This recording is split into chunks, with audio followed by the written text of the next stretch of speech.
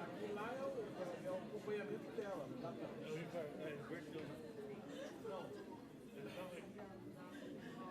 Eu acho que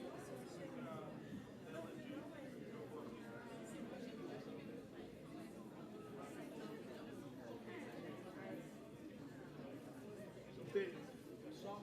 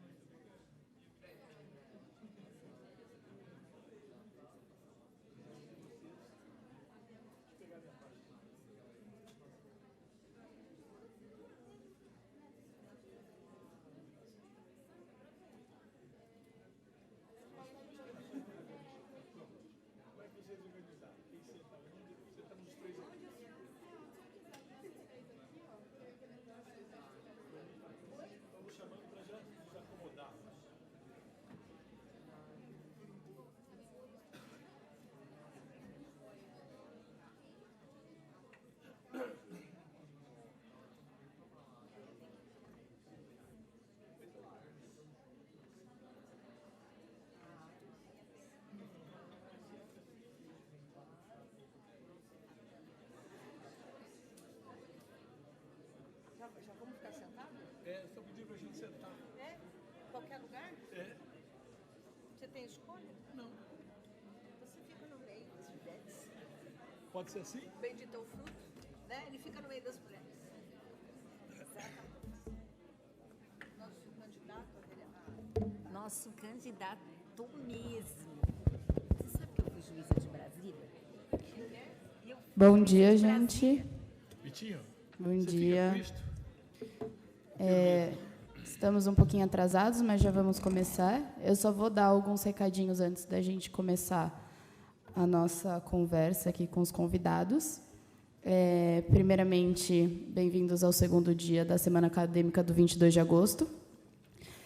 Ao final da palestra, nós vamos passar o formulário para as horas complementares. E, com quem responder o formulário das horas complementares, nós vamos sortear vademecums ao final. Então, fiquem até o final para responderem o formulário e participarem do sorteio. Hoje, o nosso tema é sobre OIT, precarização do trabalho. E nós trouxemos aqui um convidado e duas convidadas muito qualificados sobre o assunto. O modelo da nossa conversa, da nossa palestra, vai ser o seguinte: a gente vai apresentar os nossos convidados, depois nós vamos passar para 15 minutos de exposição cada um, na oportunidade que eles vão ter de aprofundar nos seus assuntos de especialização e falar o que acharem pertinente. Depois vamos passar para perguntas específicas para cada um deles e depois abrir para perguntas. Então, vamos começar. Camille vai apresentar cada um. Primeiramente, bom dia. Vou aqui apresentar os nossos ilustres convidados, iniciando com o senhor Antônio Neto, que é cofundador e presidente licenciado do Sindicato dos Trabalhadores em Processamento de Dados e Tecnologia de Informação do Estado de São Paulo, e é presidente da Central de Sindicatos Brasileiros. Além disso, presidiu a Federação Sindical Mundial e muitas outras instituições empenhadas na luta dos trabalhadores brasileiros. Atuou como conselheiro de desenvolvimento no governo de Itamar Franco, quando teve papel fundamental na regulação do plano junto a Ciro Gomes e também integrou o conselho no governo de Lula. Hoje, atua como presidente do Partido Democrático Trabalhista, PDT, na cidade de São Paulo, onde é candidato a deputado federal e coordenador da campanha de Ciro Gomes no Estado. Por fim, destacamos ainda que Antônio Neto foi delegado dos trabalhadores brasileiros na centésima décima Conferência Internacional da OIT, Organização Internacional do Trabalho, um dos nossos temas de hoje, onde discursou na ONU em Genebra. Passo agora para a apresentação de Patrícia de Toledo, mestre em Direito do Trabalho pela Universidade de São Paulo e doutora pela Universidade Complutense de Madrid. Especialista em Direito do Trabalho pelo IDT, da Faculdade de Direito da Universidade de Lisboa.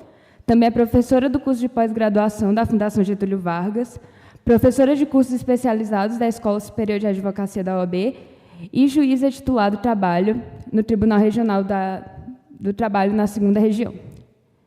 E, por fim, Ivani Coutinho, desembargadora do Tribunal Regional do Trabalho na 2ª Região, doutora e mestre pela Pontifícia Universidade Católica de São Paulo, também é especialista em Relações Coletivas do Trabalho pela Organização Internacional do Trabalho, graduada em Direito pela Faculdade de São Bernardo do Campo, professora titular de Direito do Processo do Trabalho do curso de graduação da Faculdade de Direito de São Bernardo do Campo, coordena o curso de pós-graduação em Direito das Relações do Trabalho na Faculdade de Direito e o curso de pós-graduação em Direito Previdenciário da Escola Paulista de Direito. Temos palestrantes muito bem qualificados. Então, agora eu vou passar para os nossos convidados fazerem uma exposição de em torno de 15 minutos cada um. Então, quem quiser começar? Doutora Ivani, você vai começar? Pode, claro. Então, aí a senhora me fala quando for passar o slide.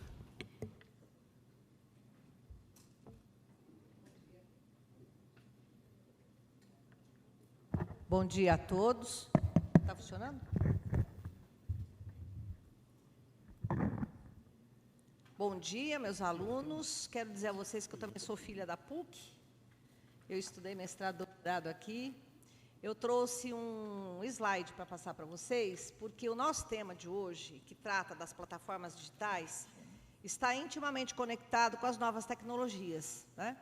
Eu vou pedir aqui que a Isabela me dê um auxílio para passar aqui, e eu vou deixar esse material para vocês, tá bom? É o seguinte, nós temos, na história, né, do direito do trabalho, nós temos aí as várias revoluções industriais que nós chamamos, né?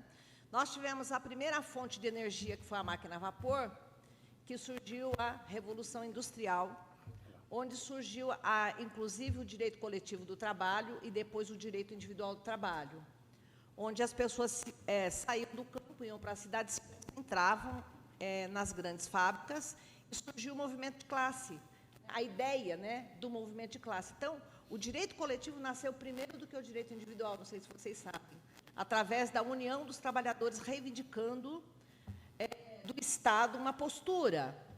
A Igreja Católica Católica foi a primeira que se posicionou, né? Pelas encíclicas papais, dizendo, olha, existe uma coisa nova na sociedade que o Estado deve notar, que é uma classe de pessoas que tem como patrimônio, e único patrimônio, a força de trabalho, né? Que eles chamaram, na época, de proletariado. E, através das encíclicas papais e as filosofias cristãs, né, de apoio mútuo, surgem as primeiras organizações da igreja para acobertar os trabalhadores quando sofriam acidentes, ficavam desempregados, ou as viúvas ficavam órfãos. Eu não sei se vocês sabem, mas o direito previdenciário nasceu pela mão da igreja, pelas santas casas de misericórdia, pelos apoio às viúvas e os orfanatos, decorrente daquela questão do trabalho que não era regulamentado, porque era a lei do patrão que vigorava, e nós tivemos essa evolução, antes a lei do patrão, depois a lei do Estado, e hoje a lei das partes. As partes negociam através do sindicato. E se vocês notarem também, a cada fonte de energia, o direito vai sendo regulado de uma certa maneira. Então, no passado, era a lei do patrão. Com as novas fontes de energia, né, a eletricidade e o petróleo, surge a mão do Estado e um novo modo de trabalho, o taylorismo e o fordismo, o trabalho em linha de produção. E hoje nós temos a eletroeletrônica, os computadores, a automação, a robótica, e surge também novos modos de regulamentação. Volta-se novamente, o Estado não consegue tudo regular, volta-se novamente a lei das partes. E é disso que nós estamos falando, e hoje nós vivenciamos a revolução tecnológica, não só da eletroeletrônica, mas da era cibernética, agora caminhando para o direito 0.40, já caminho do 5.0, aliado com a física quântica, com a inteligência artificial, né? Há quem diga que no futuro não haverá mais trabalho humano, o homem será substituído pelas máquinas, o homem será substituído pela inteligência artificial, e essa inteligência artificial será de tamanha envergadura que ele poderá, inclusive, ler o pensamento humano. Né? É assim que nós caminhamos. E como é que será o trabalho do futuro e o futuro do trabalho diante dessas revoluções todas da era cibernética e da inteligência artificial, né?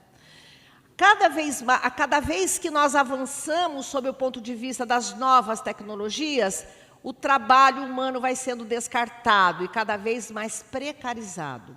Porque nesse contexto existe a exclusão digital. Quantas pessoas no Brasil não têm ainda acesso a um celular e quantas pessoas não têm acesso à internet, né? E o analfabetismo digital, quantas pessoas estão desempregadas porque não têm qualificação e requalificação profissional à luz das novas tecnologias, né? E não há uma plusvalia das novas tecnologias em favor da sociedade. Imaginem que 100 homens produzem 100 peças. E hoje transforma-se isso em máquina, e a máquina produz 100.000 peças. E esses 100 homens são descartados. E jamais haverá absorção no mercado de trabalho dessas pessoas. Essa plusvalia das novas tecnologias não estão sendo canalizadas para a sociedade, em forma de qualificação, requalificação, saúde e educação. Então, é disso que nós estamos tratando, da plusvalia das novas tecnologias, reverter para as pessoas e inserir a dimensão da dignidade da pessoa humana, os direitos humanos fundamentais, neste contexto da era cibernética, com a plusvalia das novas tecnologias. Eu digo a vocês o seguinte, uma máquina hoje que produz 100.000 peças, existe uma evasão de divisas para outros países, porque hoje é uma globalização. Hoje a produtividade é transnacional e tudo que é feito é transtemporal. Vocês imaginem que no computador, se houver, por exemplo, um assédio moral, um bullying no computador, nós teremos isso de forma transnacional e transtemporal. Vai ficar para sempre aquela informação e no mundo todo. Não há como barrar essas novas tecnologias. Eu trouxe aqui a evolução né, do Big Data e do Megadados. Hoje, os dados pessoais valem mais que petróleo. A questão da internet das coisas, que são as questões, as coisas funcionam tudo por sensor. Nós passamos e as luzes apagam, não é isso? Você abre a porta da geladeira, a luz acende. A inteligência artificial que imita o cérebro humano. Nós temos inteligência artificial no Poder Judiciário. No Supremo Tribunal Federal, existe uma inteligência artificial chamada Vitor, né? O nome do Vitor ali, o nosso assistente. O Vitor já separa os recursos que estão no prazo e já carimba: este recurso não será conhecido porque está fora do prazo. E, no futuro, quem vai julgar será a inteligência artificial. Vai colocar um carimbo procedente e improcedente. A inteligência artificial já consegue analisar toda a jurisprudência e traçar uma jurimetria, né, de como é que determinada questão é julgada por todos os tribunais espalhados pelo Brasil. Nós temos inteligência artificial no STJ e agora também a inteligência artificial que vê a questão dos recursos no TST. O Neto, que é candidato a deputado, ele vai ter que usar a inteligência artificial para verificar como que está se comportando o mercado acerca das preferências do eleitorado. Então, tudo gira em torno das novas tecnologias. E, às vezes, não é necessário a mão de obra humana, porque nós temos a impressora 3D que faz tudo sozinha. Existem milhares de produtos que são produzidos, né, pela impressora 3D. Desde uma escova de dente, um chapéu, um tênis, né? Então, não é necessário mais a mão de obra humana. Pode passar, Isabel, por favor. Isabela. E existem aí 5 princípios que nós temos que resgatar para reger essa indústria automatizada, né? Hoje as empresas descentralizam, as ferramentas são todas virtuais, as máquinas são inteligentes, descarta-se o ser humano, e o que sobra para as pessoas que não são qualificadas e requalificadas é o trabalho precarizado. E aqui entra, de um lado, a potência de um software aplicativo, de uma plataforma digital, que é mundial, né? E, de outro lado, uma mão de obra precarizada, que é aquela pessoa do iFood, que fica entregando o alimento com a mochila de alimento nas costas e com a barriga vazia, porque ele sequer ganha para a sua subsistência. Então, existem essas contradições no mundo moderno, das novas tecnologias de um lado e a precarização de outro. E o que nós estamos aqui a traçar para vocês é a aproximação das novas tecnologias, agora com uma nova visão, com um novo princípio chamado princípio das novas tecnologias pro homine. Eu quero que vocês abram a Constituição Federal e verifiquem que há um capítulo das novas tecnologias dentro da Carta Federal, artigo 218. E lá diz que o Estado fomentará a inovação tecnológica em proveito do bem comum. O que significa em proveito do bem comum? Em proveito do homem, em proveito da sociedade. E não em detrimento de. E não é isso que nós estamos assistindo, né? Pode passar, Isabela? E a OIT, né, o que vem sendo feito a respeito de todas essas normativas que nós temos aqui no Brasil, da Carta Federal, que assegura a proteção do trabalho frente à automação, e esse capítulo aí das novas tecnologias na Carta Federal. O que vem sendo feito no Brasil para inserir o homem diante deste contexto tecnológico? E o que a OIT vem fazendo para traçar aí uma norma internacional a respeito de uma proteção do ser humano e agora num sentido global, né? Pode passar.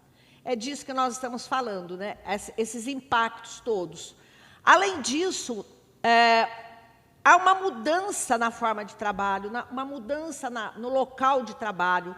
Nós temos trabalhadores nômades, trabalhadores móveis, transnacional. É possível alguém ser contratado aqui por um empregador nos Estados Unidos. E eu pergunto a vocês, se o contrato não for cumprido, nós vamos ajuizar essa ação, aonde vamos resolver esse problema, em qual foro, em qual jurisdição, né? Por isso que nós precisamos também de um sindicato transnacional para representar essas pessoas nômades, esse trabalho móvel, né, principalmente em trabalho em aplicativos. e uma nova reconfiguração da subordinação jurídica. Hoje, o ser humano está subordinado juridicamente ao algoritmo. Então, nós chamamos de a nova subordinação algorítmica, ou a nova subordinação cibernética. Quem manda é o algoritmo. É o algoritmo que diz onde é que o trabalhador vai fazer a entrega, em quanto tempo, e fica cronometrando quantos clientes ele consegue captar por minuto e atender por minuto, e se ele tem uma boa performance ou não, se ele vai ser excluído ou se ele vai ser mantido.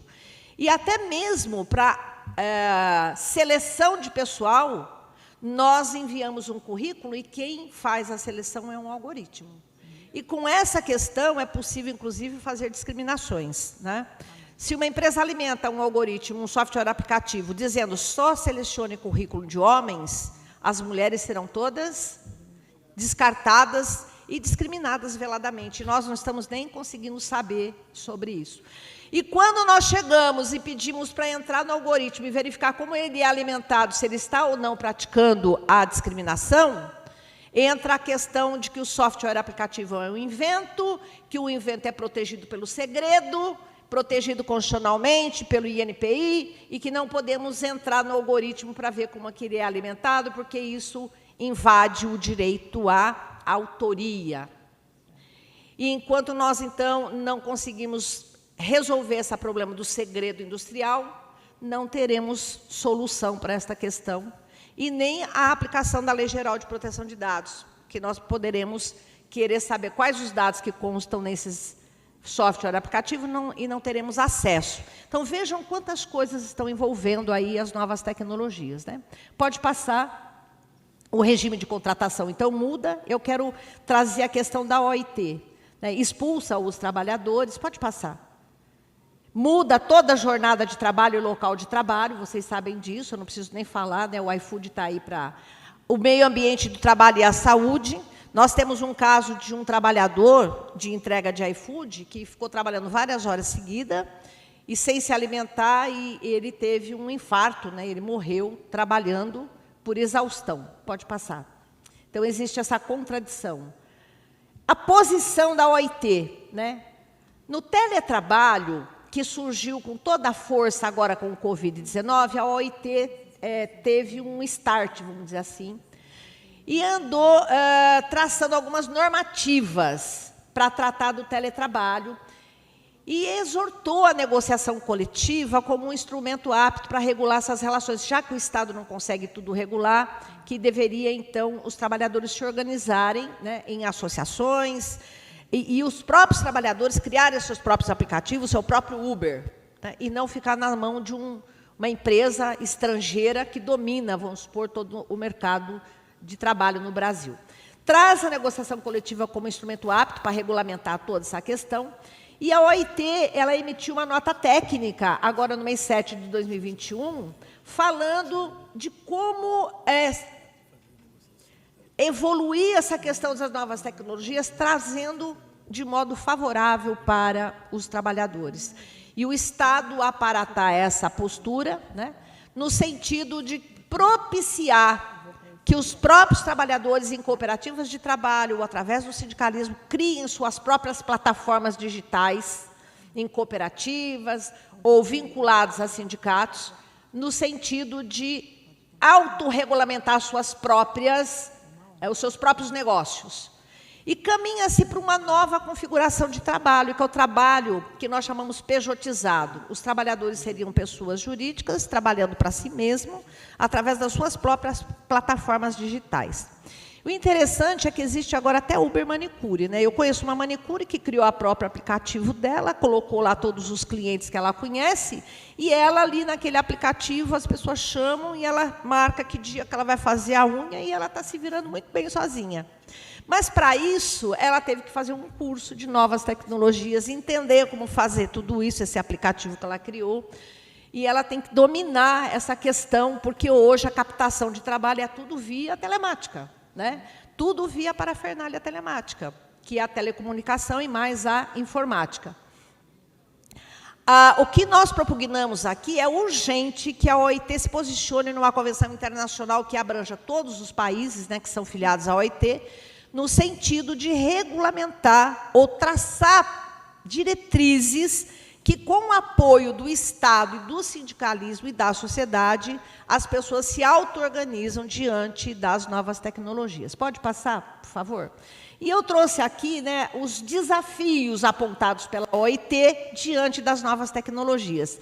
Esses desafios são a questão da contratação. Que tipo de contratação nós vamos fazer? Subordinado, empregado, pejotizado, cooperativado, né, sindicalizado? Como é que vai ser? Com intermediação do sindicato? São novas formas, né? Como assegurar a desconexão? Porque o fulano fica o tempo todo conectado, 24 horas por dia. Existem muitas doenças mentais por causa da ausência da desconexão.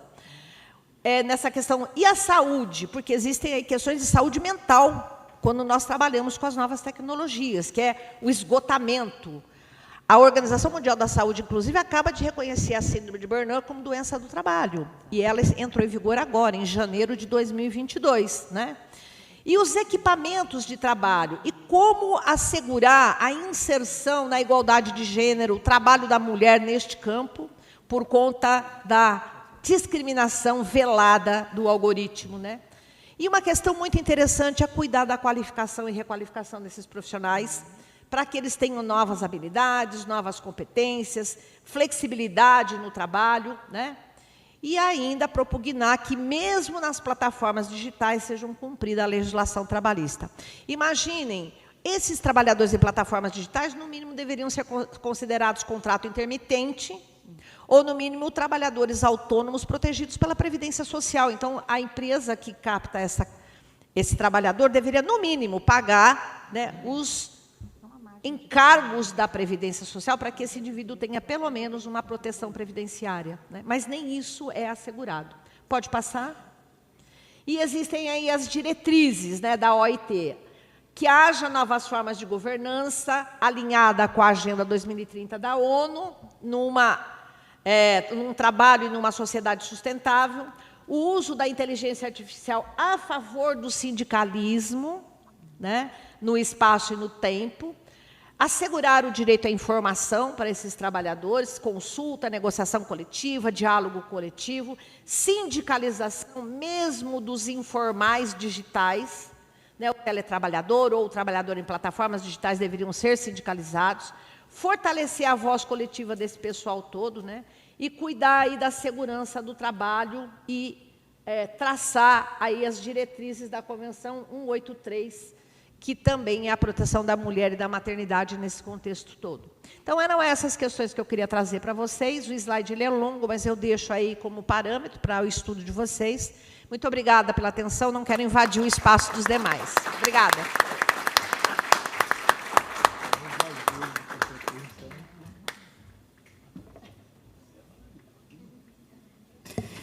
Muito obrigada, doutora Ivani.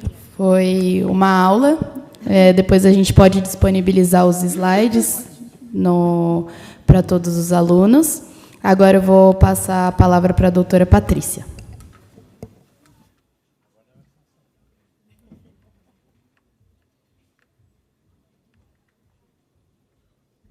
Então, bom dia. É uma honra estar aqui, agradeço o convite. Falar depois da desembargadora Ivani é só dizer amém, né?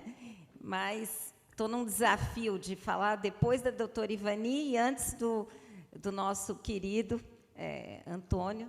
Então, eu vou abordar o tema contando um pouco da minha experiência. Né? Sou juíza do trabalho e fiz parte da Comissão de Combate ao Trabalho Escravo e Combate ao Trabalho Infantil, juntamente com a desembargadora Ivani. E eu venho aqui tratar dessa questão da plataforma digital, dos trabalhadores também, e já coloco inicialmente que trabalhador em aplicativo existe uma grande similitude com o trabalho escravo contemporâneo.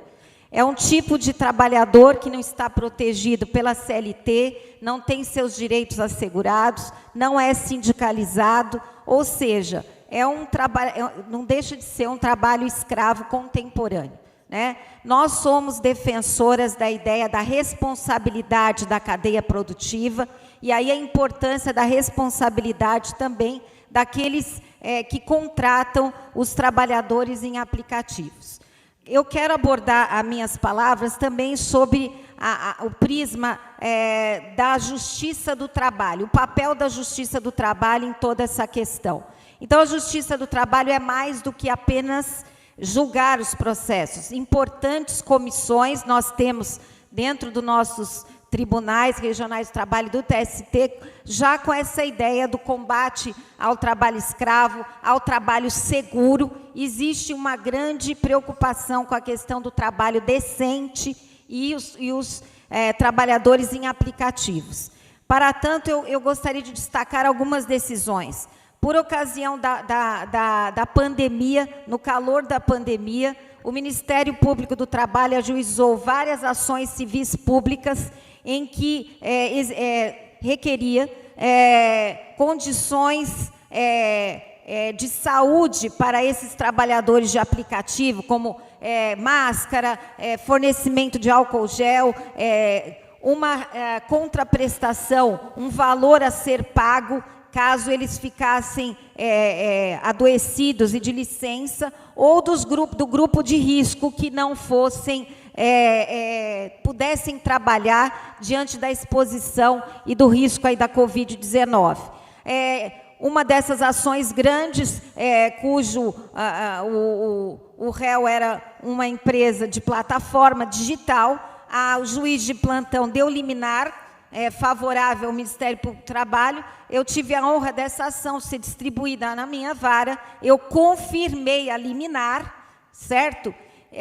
Enfatizando que a justiça do trabalho é mais do que julgar apenas relação de emprego. Ou seja, o conceito de justiça do trabalho, nós seríamos competentes só se houvesse relação de emprego. Esse não foi o intuito do legislador constitucional, na emenda constitucional 45 de 2004, que ampliou a competência da justiça do trabalho para toda relação de trabalho. E fui surpreendida negativamente com a decisão do mandado de segurança concedendo liminar à empresa X, cassando a minha liminar, no sentido de que, como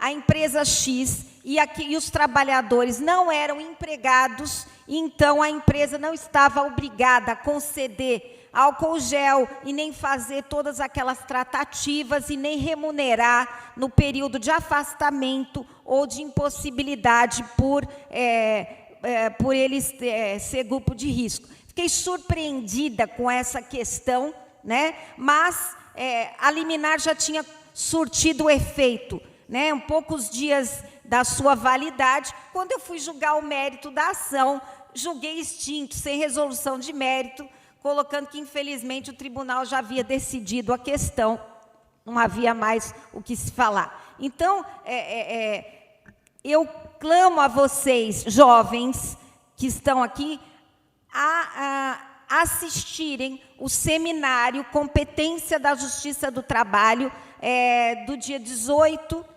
e 19/8, está no YouTube. Foi um seminário patrocinado pelo TST, onde se discutiu a competência da Justiça do Trabalho e se discutiu, né, as decisões do Supremo Tribunal Federal restringindo a competência da Justiça do Trabalho e também tratando dessas questões.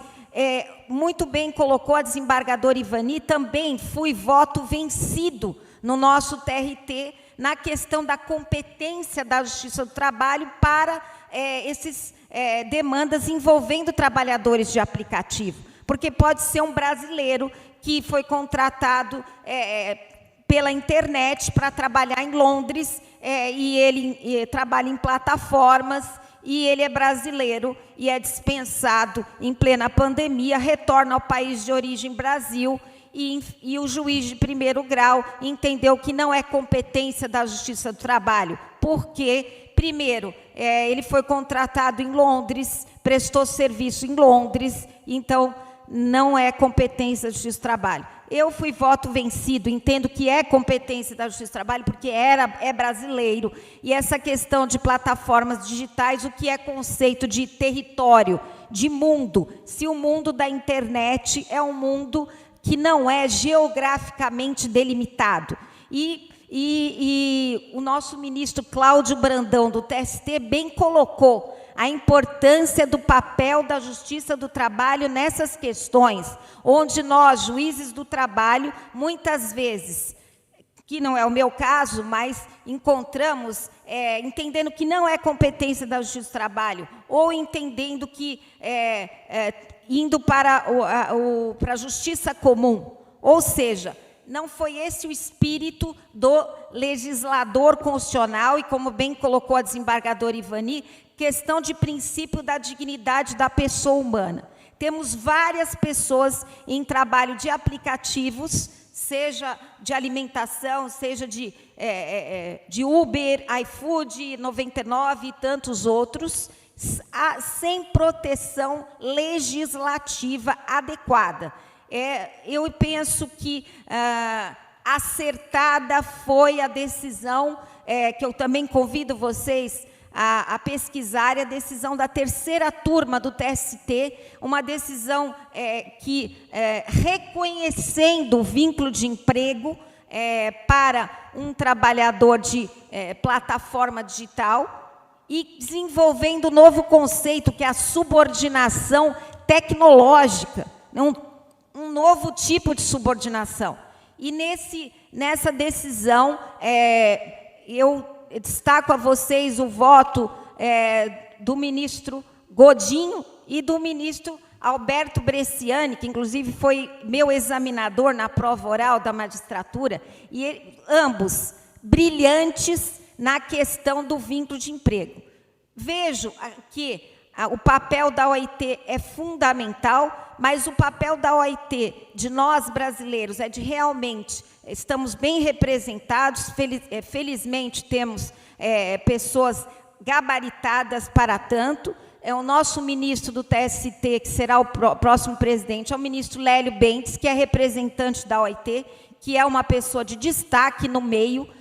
Temos como nosso colega aqui de mesa, que tanto tem se empenhado na Organização Internacional do Trabalho, para que nós tenhamos realmente algo que possa uniformizar e olhar para dentro de nós, Justiça do Trabalho, né, como sendo mais do que julgar processos. E quando fazemos um olhar não tão formal, tão processual, mas um olhar mais de princípio da dignidade da pessoa humana, de verificar como podemos encontrar esses trabalhadores sem nenhuma proteção. Então, realmente, é uma situação sui generis, né? Eu vejo, pelo meu estudo dos outros países, que a jurisprudência dos países da União Europeia vem se modificando, reconhecendo o vínculo para esse tipo de trabalhador, ou dando uma proteção adequada, né? Então, a questão fundamental é um novo olhar para esse tipo de profissional, né? É um tipo de profissional que vem crescendo. Na minha opinião, resumindo as minhas palavras, a competência é da Justiça do Trabalho, porque é relação de trabalho. Então, a competência é da Justiça do Trabalho. Se tem um brasileiro e se ele foi contratado em qualquer lugar do mundo e prestou serviço em qualquer lugar do mundo, não faz nenhum sentido ele voltar para o Brasil e ter que ajuizar a ação dos Estados Unidos, Londres. Nós temos que respeitar o princípio da facilidade da jurisdição, ou seja, a facilidade da Constituição. Enalteço o papel do Ministério Público do Trabalho, que nas frentes de combate às fraudes foi valente nas ações civis públicas, fizeram vários acordos, né, termos de ajuste de conduta, que é o acordo feito pelas empresas com o Ministério Público do Trabalho, levando essa ideia de proteção desses profissionais. Precisamos de uma legislação própria, uma legislação adequada, mas isso vai ganhando corpo também com a jurisprudência se modificando e sendo mais favorável e menos formalista. Para mim não importa a forma de contratação, se foi pela internet, se foi pessoal, se tem contrato, se não tem. O importante é o intuito do legislador constitucional. Tem trabalho humano, competência da Justiça do Trabalho. Essas são as minhas palavras. Muito obrigado pela oportunidade. Estou muito emocionada de estar aqui, também falando para uma plateia tão especial. Vocês são o futuro do Brasil, o futuro da Justiça do Trabalho, futuro da área sindical. Lamento toda essa situação sindical atual, né? Estávamos comentando aqui na mesa que países como, por exemplo, Espanha, reserva o Estado uma verba para os sindicatos. Nós tivemos, com a reforma trabalhista, né, a questão da contribuição sindical, que passou a ser facultativa, e o Supremo respaldou, e houve realmente uma questão, não há empenho econômico, orçamentário, e nós precisamos valorizar o mundo sindical, valorizar a negociação coletiva. Muito obrigada, e passo aí a palavra para o meu sucessor.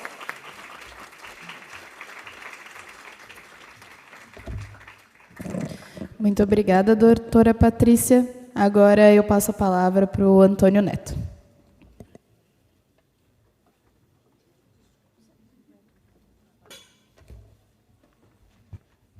Estou aqui nervoso.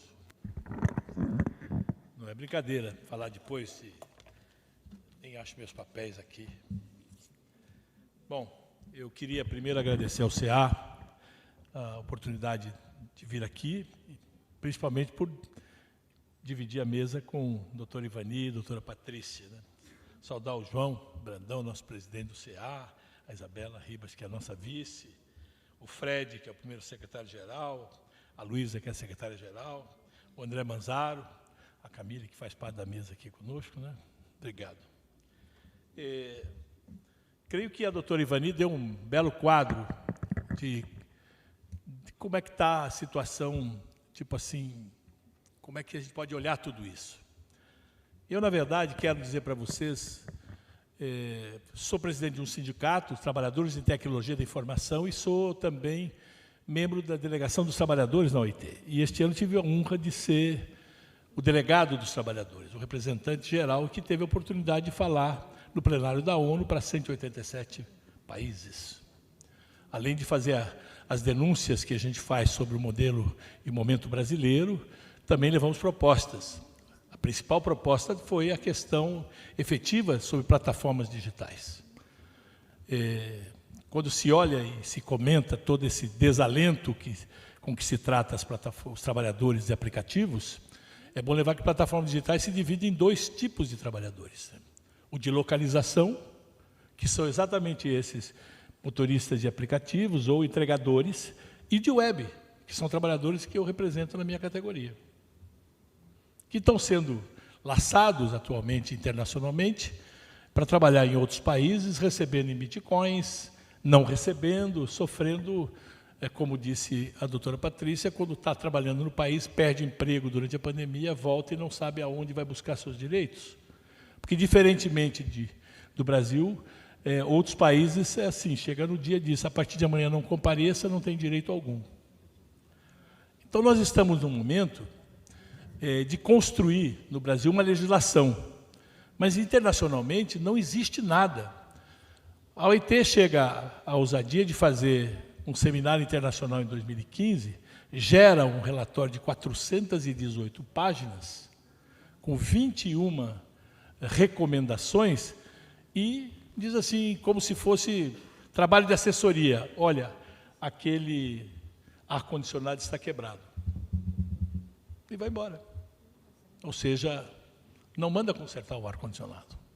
O que nós precisamos é traduzir todas aquelas recomendações numa convenção internacional. Foi o que eu fiz nesta última convenção, aproveitando a posição de delegado que pode propor coisas, levei uma proposta e levei um paradigma, um paralelo para que a gente pudesse comparar. Existe uma convenção internacional dos marítimos. Levou muitos anos para se formalizar uma convenção internacional para os marítimos, e ela tem muita similaridade com trabalhadores em plataforma. Tem em todos os países do mundo, há portos, há armadores e há trabalhadores do setor marítimo. Então, ali garante direitos e obrigações, ou seja, os direitos dos trabalhadores, obrigações dos armadores. Então, nós precisamos fazer isso. Mas lá na OIT, o tempo da OIT é um tempo diferenciado. Demora mais de 10 anos para se fazer uma convenção internacional, porque há necessidade de ter um consenso entre 187 países. Não sei se vocês já sabem, mas a OIT é o único órgão da ONU tripartite. A ONU não tem um outro órgão tripartite.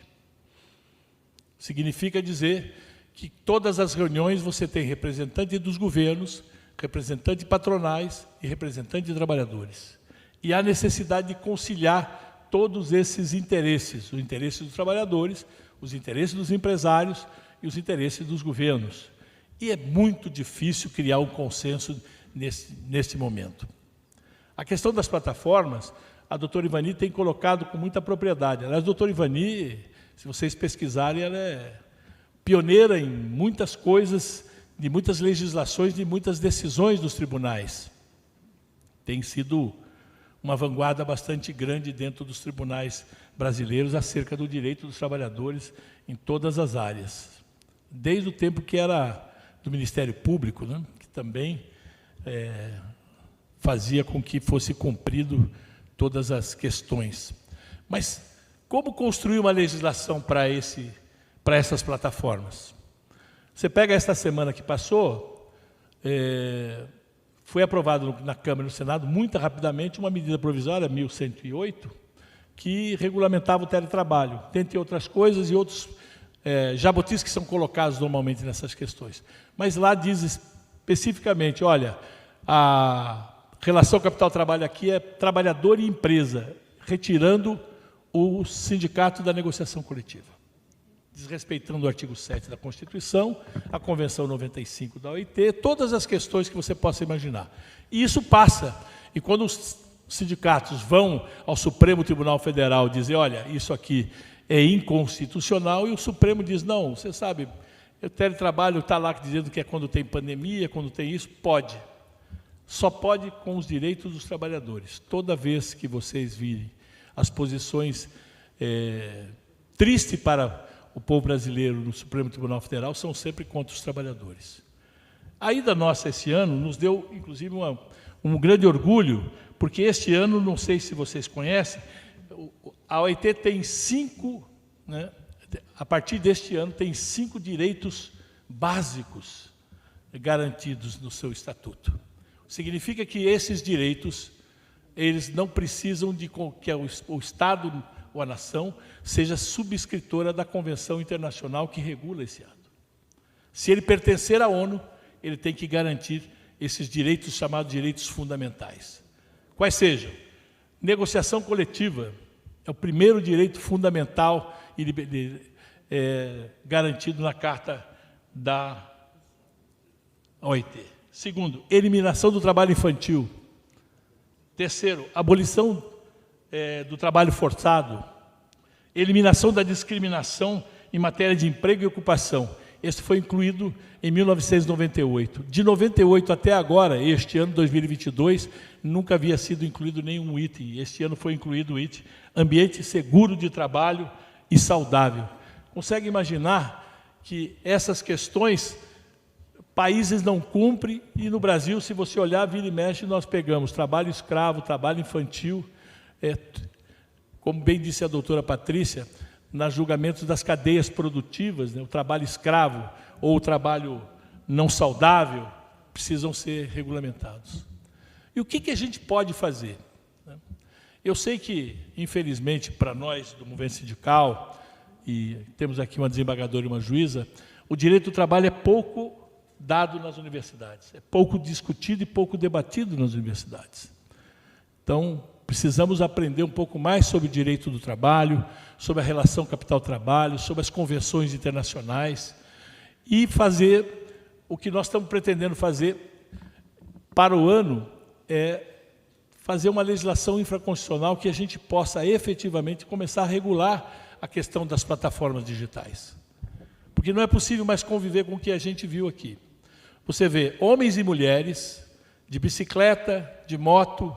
Eu já vi pessoas de cadeira de rodas entregando refeições, trabalhando de 12 a 14 horas por dia, de segunda a segunda, recebendo 10 centavos de dólares para cada entrega, ou por dia. Ou seja, não é possível mais essa barbárie. E quando a doutora Ivani fala, olha, precisa fazer os aplicativos no Brasil, precisa que as cooperativas, os sindicatos, tenhamos aplicativos nacionais para que pare de ser essa exploração que tem sido feita por plataformas internacionais, ela tem toda a razão. Mas é muito difícil competir com esses fundos internacionais de investimento que têm muito dinheiro. Quando a gente foi discutir a Uber no Congresso Nacional, porque, pasmem vocês, a Uber compete no transporte de passageiros urbanos, ou seja, com os táxis, sem a mínima necessidade de legislação. Você não sabe quem está dirigindo o carro, não sabe se o carro tem condição, ou sequer se ele tem habilitação ou treinamento para transporte para passageiro. Vocês sabiam que o táxi é uma concessão pública? O cara, para virar taxista, ele precisa de um taxímetro. E para ter esse taxímetro, ele tem que se submeter a uma espécie de licitação pública que dê a ele o táxi. Aí ele tem que ter um treinamento, ele tem que ter um carro que tem um período especial de tempo, ele tem que ter uma placa vermelha naquele carro, ele tem que manter aquele carro em perfeitas condições e uma série de coisas, pagar uma tributação, e aí vem a Uber que não paga 1 centavo para o Estado, não paga 1 centavo de imposto e compete deslealmente com ele. E aí você vai disputar isso na Justiça, você ouve um ministro do Supremo Tribunal de Trabalho, do Tribunal Superior, desculpem, Supremo Tribunal Federal, o ministro Barroso dizer, olha, eu uso o Uber e acho que é melhor do que táxi. Mas é ilegal. Para eles não é ilegal. Então essa desregulamentação, todas essas coisas que vêm ocorrendo com as legislações, é fruto de um processo chamado neoliberalismo, que vem lá desde 1989, especialmente aqui na América Latina. Eu recomendaria que vocês lessem um livreto de Paulo Nogueira Batista, né, que fala sobre o Consenso de Washington, em que define que os estados têm que ser mínimos, ele não diz o que é mínimo, tem que privatizar todas as coisas, não deve haver sindicatos, não deve haver nada, que o Estado deve ser mínimo. Ele não define. Aliás, ele vai longe. O Consenso de Washington até propõe que nós tenhamos uma moeda única, de preferência o dólar, para que a gente nem tenha moeda própria. E aí, esse consenso começa a fazer uma desregulamentação em toda a América Latina, para que a gente possa perder de vista o Estado Nacional e perder de vista a importância de toda a figura do serviço público, por exemplo, que até pouco tempo atrás, 2 anos, muita gente acreditava que o serviço público também era um serviço que não valia a pena tê-lo. E, infelizmente, para todas essas pessoas, chegou a pandemia.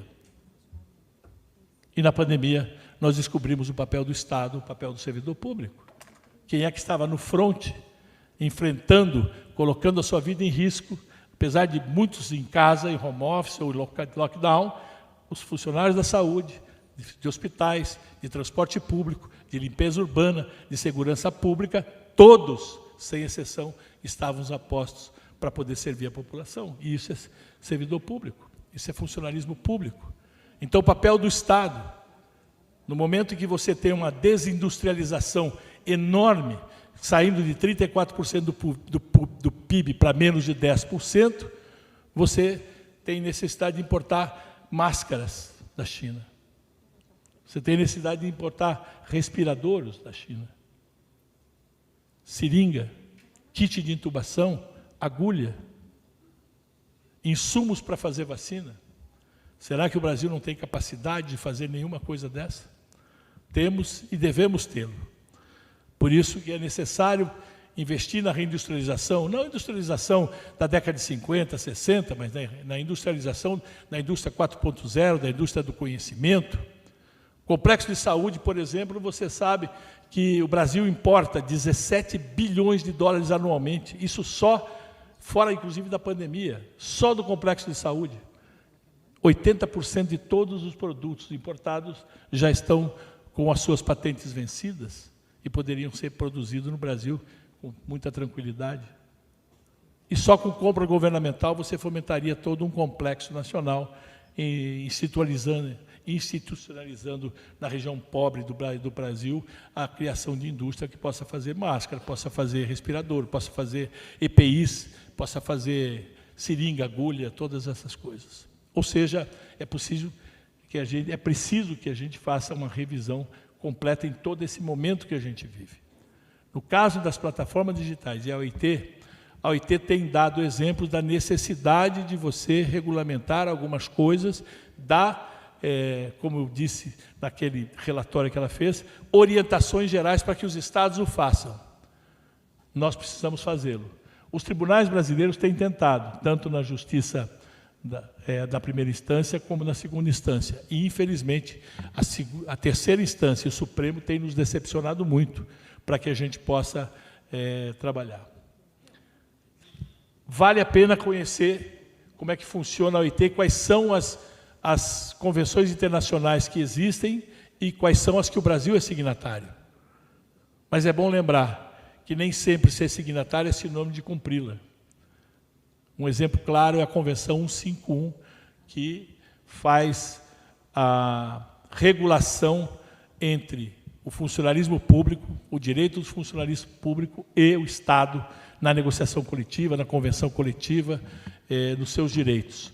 O Brasil se tornou signatário em 2010, não conseguindo aplicação, disseram que precisava de uma regulamentação. O Senado, através do senador Anastasia, faz um projeto consensado entre todas as entidades nacionais de funcionalismo público, aprova por unanimidade na Câmara, aprova por unanimidade no Senado, e o presidente Temer veta na íntegra, e de lá para cá, de 2018 para cá, está um vazio de legislação a respeito se cumpre ou não cumpre a Convenção 151. A OIT tem um papel importante, nós temos denunciado o Brasil todas as vezes que ele não cumpre as convenções internacionais. Ele já entrou na lista curta, ou a lista de denúncia para ser julgado e dar informação, já desde o governo Michel Temer, por não cumprir o tripartismo, não cumprir negociações coletivas, não respeitar o direito sindical, todas essas coisas. O governo vai, se justifica, mas continua não cumprindo. Este governo, em especial, primeira providência dele como presidente da República, na primeira reforma administrativa que fez, extinguiu o Ministério do Trabalho. Além de nós temos uma defasagem enorme de funcionários públicos para fiscalização do exercício das convenções coletivas. Então, tudo isso, a OIT é um dos fóruns que a gente pode denunciar o Brasil.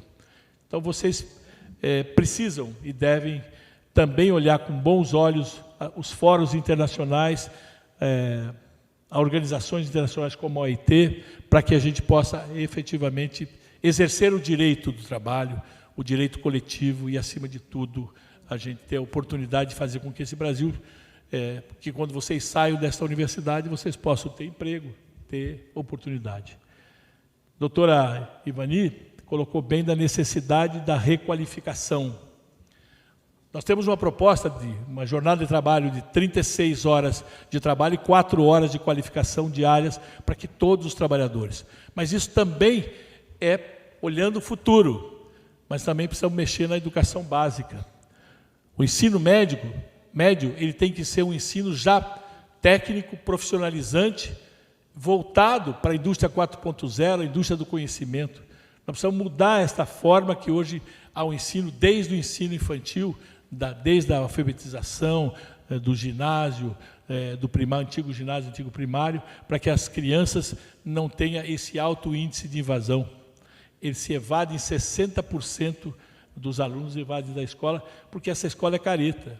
Você imagina um professor de costas no quadro verde, o quadro branco, escrevendo lá: o Brasil foi descoberto por Pedro Álvares Cabral em 22 de abril de 1500, e ele tem que decorar isso para responder numa prova.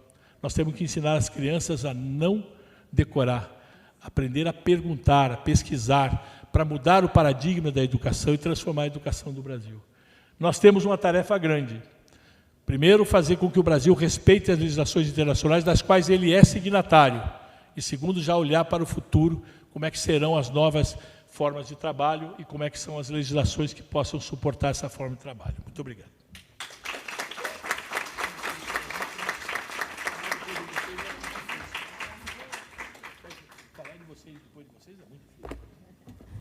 Obrigada, Neto. O Centro Acadêmico, ele agradece todas as falas. A doutora Ivani trouxe um panorama geral da situação das novas formas de trabalho, com as plataformas tecnológicas. A doutora Patrícia trouxe importantes contribuições sobre a questão das relações de trabalho e jurisprudência. E, por fim, o candidato Antônio Neto nos ensinou muito sobre a OIT, a importância dos sindicatos e a urgência de termos uma legislação para proteger os trabalhadores de aplicativo. Eu queria destacar que o Centro Acadêmico entende pela urgência, agora mais do que nunca, de reunir a juventude e os estudantes em defesa dos direitos trabalhistas, defesa da CLT e dos sindicatos. Principalmente hoje, no cenário que o Brasil tem quase 70% da força de trabalho no desalento, no desemprego ou na informalidade, e apenas 5 pessoas concentram a mesma riqueza que os 100 milhões de brasileiros mais pobres. Então, muito obrigada pelas falas, eu acho que foram muito enriquecedoras, né, para nós entendermos esse cenário que o Brasil se encontra hoje. Agora a gente vai passar para as perguntas individuais. Nós preparamos uma pergunta para cada convidado. A ideia é que a resposta tenha em torno de 10 minutos, simplesmente pelo fato de para a gente poder abrir para perguntas do público depois. Mas sintam-se à vontade para falar o quanto acharem necessário. Primeiro, faremos a pergunta direcionada ao Neto. Vou passar a palavra para a Camille. Primeira pergunta. Durante a sua trajetória de vida, você foi presidente da Federação Sindical Mundial e liderou internacionalmente os sindicatos de esquerda. Nesse sentido, como a atuação sindical internacional pode influenciar na criação e redação das resoluções e convenções da OIT? Além disso, quais possibilidades o senhor enxerga para a organização sindical dos trabalhadores de aplicativo? Bom, quando eu fui presidente da Federação Sindical Mundial, nas convenções internacionais da OIT, todo ano tem uma convenção. Este ano foi de 27 de maio a 11 de junho. Nesse período, eram 30 dias, reduziram para 15. 2020 não houve em função da pandemia, a de 2021 foi só online, e a de 2022 ela foi híbrida, metade presencial, metade online. E todo mundo reclamou muito na OIT que a necessidade de fazer presencial, porque é a hora que você faz reuniões bilaterais, é a hora que você conversa com os diversos países. Na OIT, com o presidente da FSM, nós montávamos reuniões do grupo de trabalhadores dos diversos países para que a gente pudesse analisar cada uma das discussões que estavam durante o período lá, para ver como é que se posicionavam os delegados dos trabalhadores, porque cada país que possa levar uma delegação de 10, 20 ou 30 participantes, somente tem um voto. Os trabalhadores têm um voto. Então, reunir os delegados dos trabalhadores para debater como é que se posicionaria o voto dos trabalhadores naquele determinado assunto.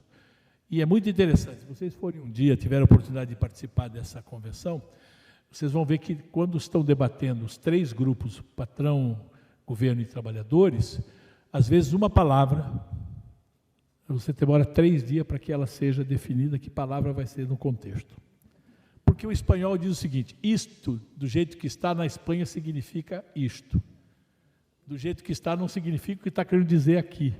Então, fica perda de um tempo enorme para você construir a redação. Construir consenso não é uma coisa simples. E os trabalhadores têm procurado. E lá nós fazíamos exatamente isso. Orientávamos toda a bancada de qual é o rumo que nós queremos que aquela convenção internacional pudesse tê-lo. Porque nós recebemos um documento do diretor da OIT, e a pauta da convenção e quais são os itens que estão sendo discutidos. Então, a primeira providência que se faz quando chega é fazer um debate entre os trabalhadores sobre cada um dos assuntos. Teve assunto, por exemplo, que foi levado à OMC, que é cláusula social nos contratos internacionais. E você tinha trabalhadores de diversos países que se diziam favoráveis a ter cláusulas sociais. O Chile foi um deles. Nós já temos livre comércio com os Estados Unidos, então não temos problema nenhum de ter cláusulas sociais. O que significa cláusula social, para você entender o que eu estou falando? O Brasil produz um produto X, que exporta e ganha muito dinheiro, mas eles dizem o seguinte: olha, vocês têm criança de rua, o índice de pobreza é grande, então nós vamos aplicar uma cláusula social, você não vai poder mais vender esse produto. Então, primeiro, o império, a gente sempre diz assim, né? O império vem e impõe uma política recessiva, como faz com que os países se empobreçam, faz com que os países possam ser explorados, né? E depois ele vem dizer, olha, já que você tem isso aqui, você não pode exportar o que você tem de melhor. O Chile defendia, porque dizia que tinha relação de livre comércio com os Estados Unidos. A pergunta que nós fizemos ao Chile foi o seguinte: tudo bem, se você errar, o império pode lhe punir. Perfeito. E se acontecer o inverso? Né? Eu posso dizer, vocês sabiam que tem homeless nos Estados Unidos? Sabiam. Eu podia botar uma cláusula, olha, vocês têm pessoas sem casas abandonadas, você tem uma série de coisas aí, eu acho que vocês não podem exportar para cá. A gente consegue punir o império? Não. Então, nós defendíamos a não inclusão de cláusula social. E foi difícil ganhar a cabeça da maioria dos trabalhadores, especialmente trabalhadores de países que tinham essa relação chamada livre comércio entre os Estados Unidos e seu país. Então, agora, na construção desta legislação de plataforma, vai haver um esforço muito grande, nós temos já discutidos, felizmente a tecnologia tem nos ajudado, porque os custos hoje para você fazer reuniões internacionais, deslocamento para outros países, têm sido quase que impraticáveis, especialmente para o sindicalismo brasileiro, depois do ataque à sustentação financeira que nós tivemos em 2018, porque foi aprovado em 2017, mas foi a partir de 2018 que nós tivemos o efeito em cima disso. Então, temos conversado. Há uma reunião, por exemplo, que fizemos sobre trabalhadores da IBM no mundo, representantes de trabalhadores da IBM no mundo. Isso foi em Nyon, também na Suíça. Tivemos uma boa discussão, porque a IBM decidiu, num determinado momento, que ela não mais produziria hardware. Ela, a partir daquele momento, ela só produziria software e serviços. E começou a extinguir todas as suas fábricas no mundo, vendendo. Por exemplo, a Lenovo, que era uma empresa, é um produto da IBM, ela vende para os chineses. Aí a outra, ela vende para outra. Ela acabou com todo o hardware, ela não mais fabrica hardware no mundo.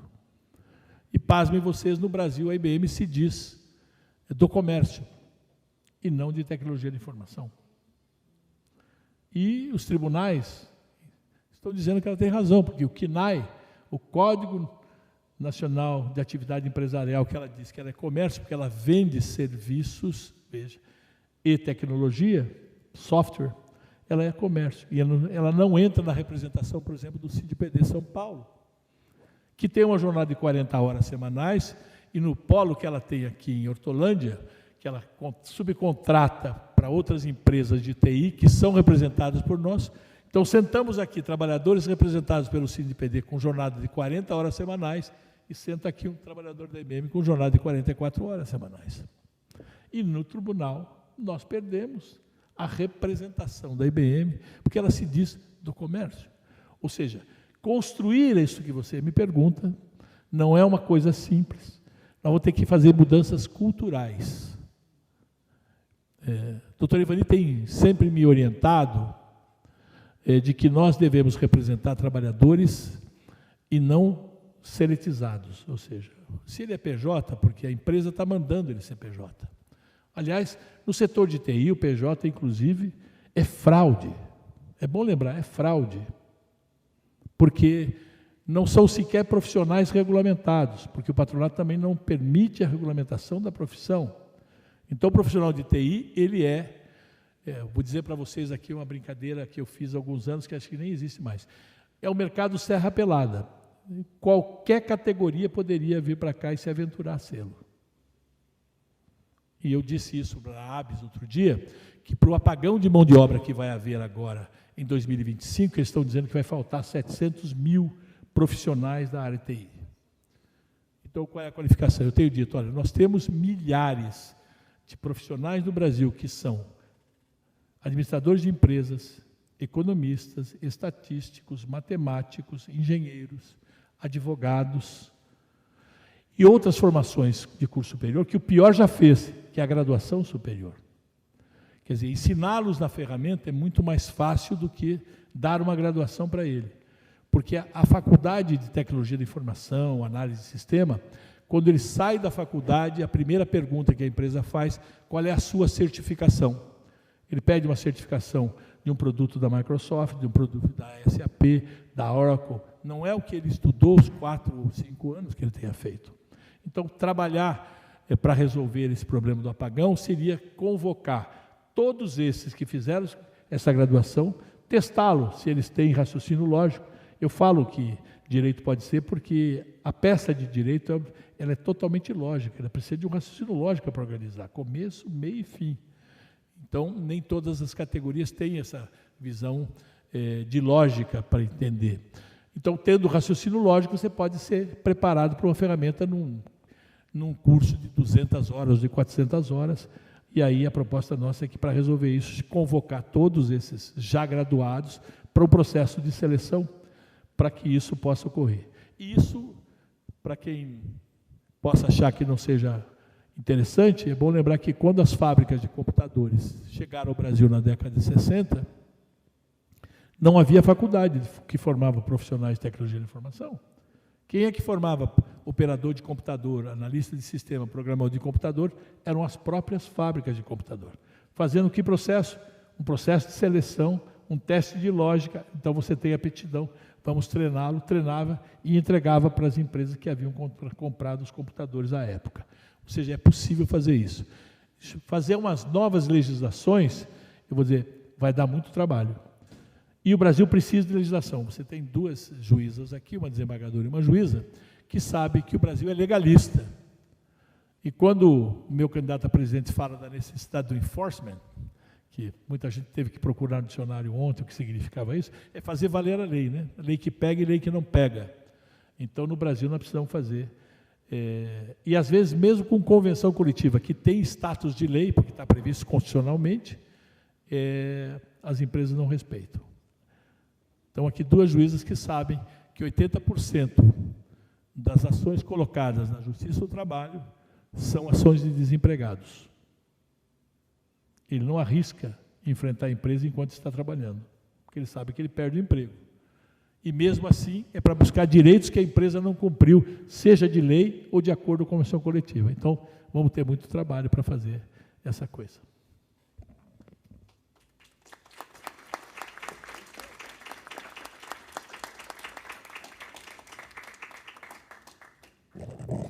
Obrigada pela resposta, Neto. Agora eu vou fazer uma pergunta direcionada para a doutora Patrícia. Considerando as condições desumanas e insalubres que a maioria dos trabalhadores de aplicativos se encontram, sem nenhuma responsabilidade dos empregadores, como o poder público pode atuar para responsabilizar esses empregadores? E como a jurisprudência vem se comportando quanto a essa questão? Então, agradeço a pergunta e me sinto... Então, agradeço a pergunta, porque fui membro do Comissão de Trabalho Decente, Trabalho Seguro, então, realmente, a pergunta veio a calhar.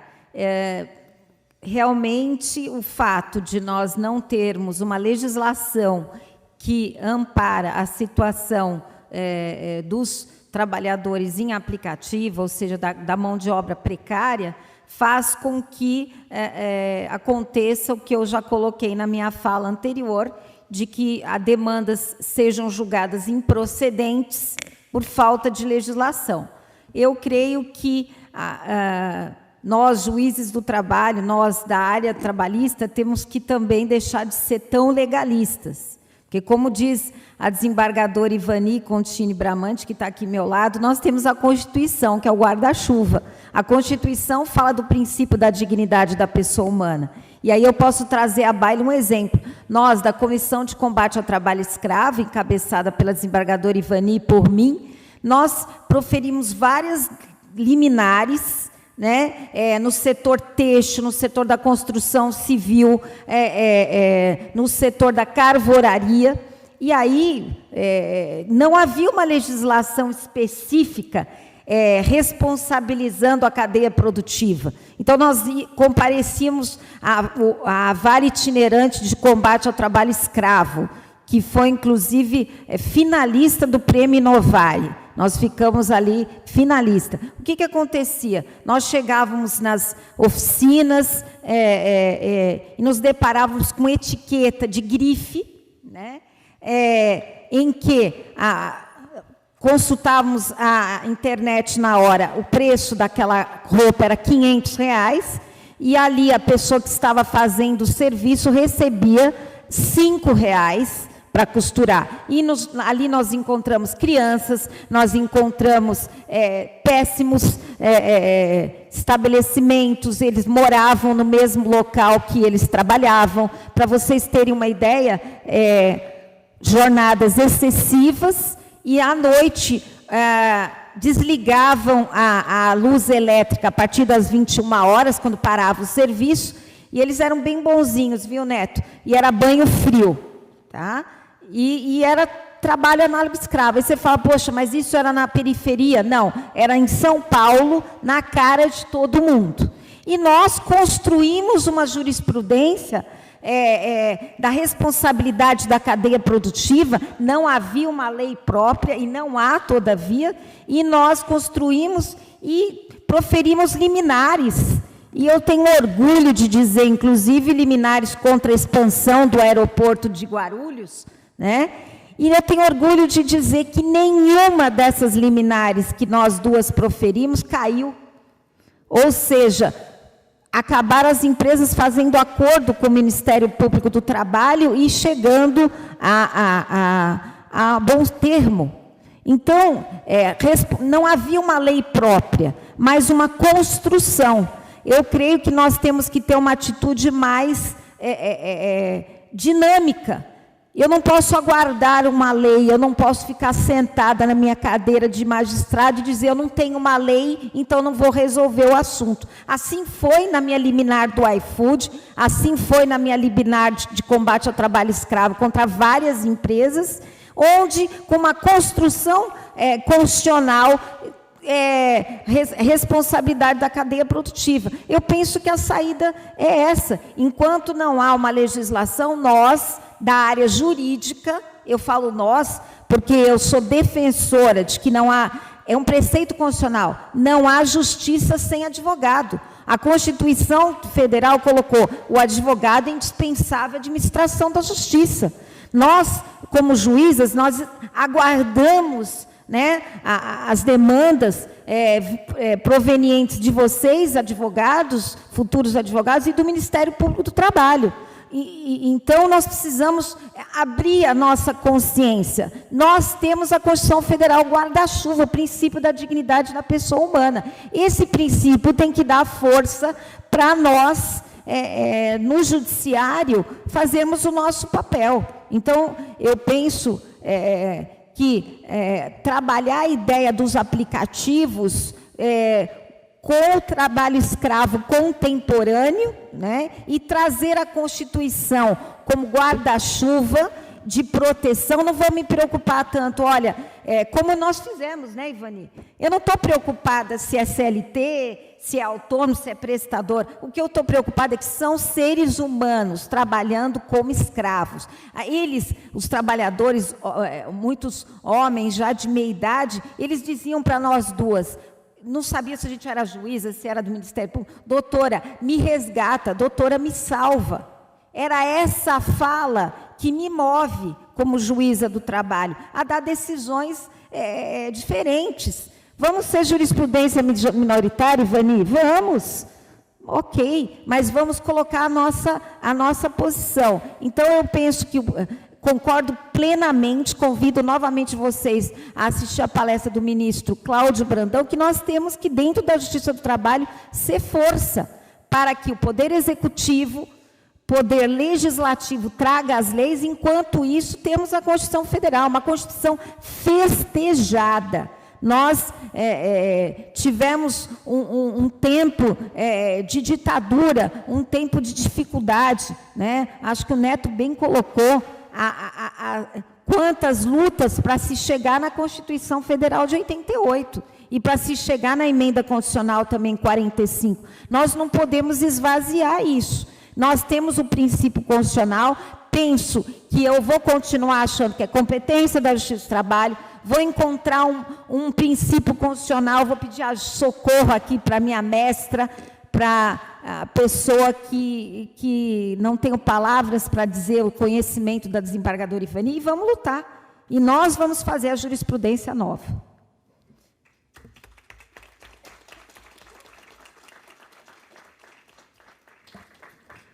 Obrigada pela resposta, doutora Patrícia.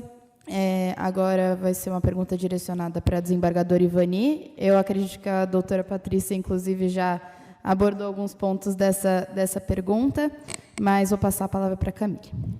Então, doutora Ivani, na posição de desembargadora, como você entende o papel do Poder Judiciário e da jurisprudência na proteção e garantia do direito dos trabalhadores?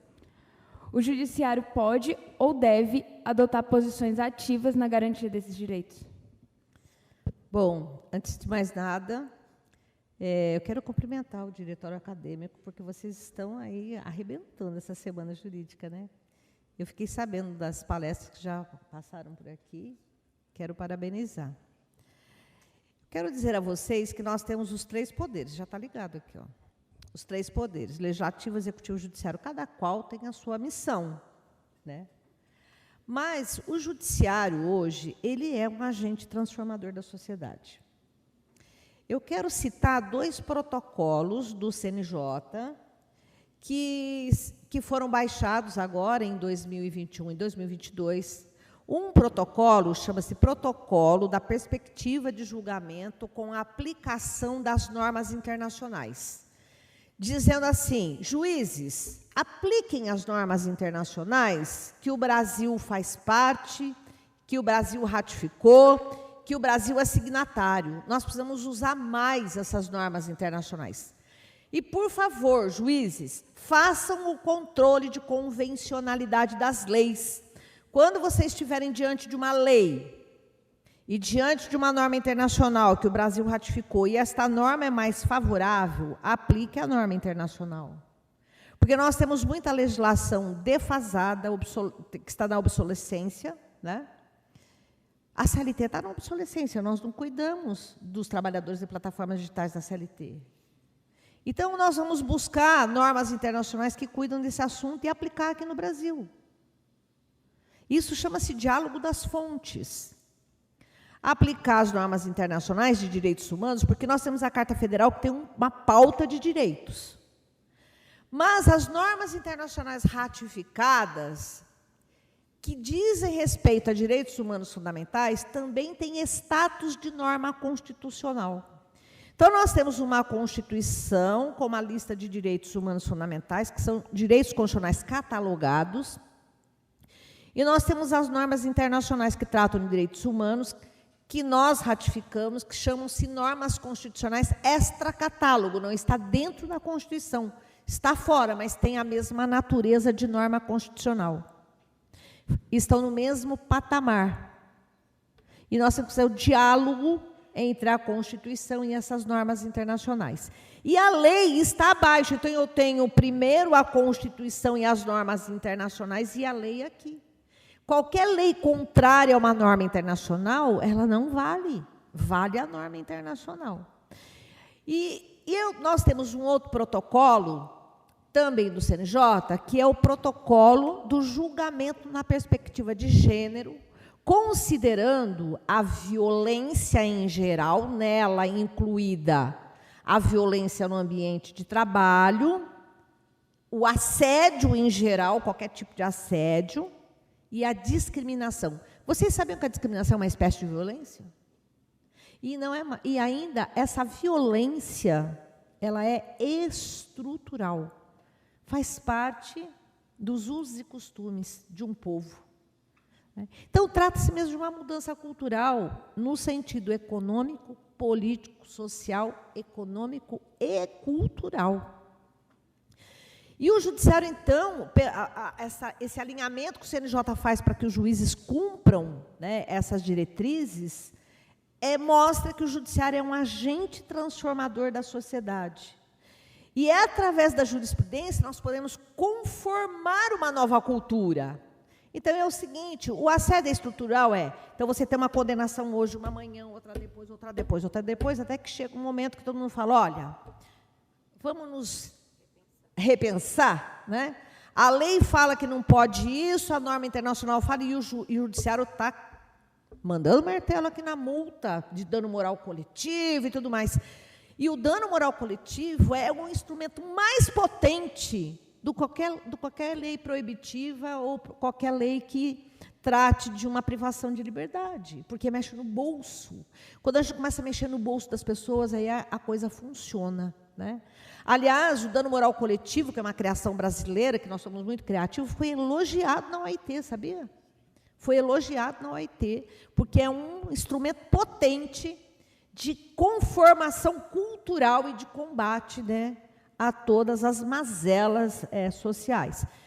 E eu vi também as palestras acerca da política judiciária. Então, hoje nós temos uma política judiciária. O que é uma política judiciária? É julgar alinhado com os precedentes. Então, se hoje o judiciário julga uma questão do modo X, amanhã é igual, depois da manhã é igual, chega uma hora e fala, olha, tem muita coisa igual aqui, vamos fazer uma súmula? Vamos fazer uma súmula, mas todo mundo tem que cumprir. Todo mundo quem? O judiciário inteiro, de cabo a rabo, desde o Supremo até o juiz lá do primeiro grau.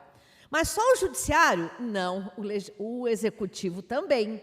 Quando o executivo vai proferir uma decisão administrativa, também tem que cumprir. Que é a técnica dos precedentes, que nós importamos aí do Common Law, né, da Inglaterra, que julga que é uma forma de conformar condutas sociais.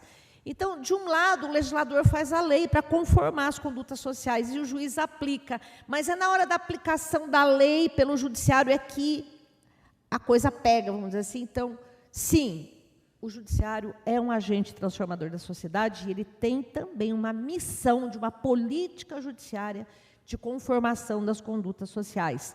E nós podemos muito bem, mesmo que não tenha lei, fazer aquilo que a doutora Patrícia falou, o diálogo das fontes.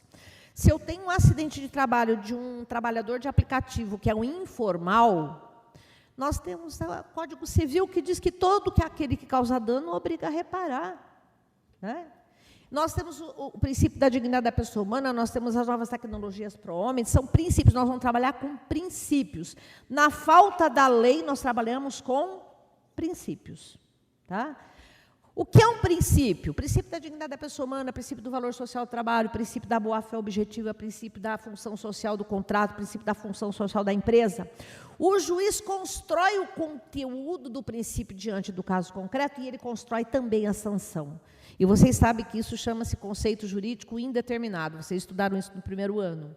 Então, nós trabalhamos muito com princípios, com conceito jurídico determinado, nós construímos o conteúdo do princípio e construímos a sanção. E existe essa abertura na ordem jurídica para que o judiciário assim proceda. Isso é chamado de judicialização, né?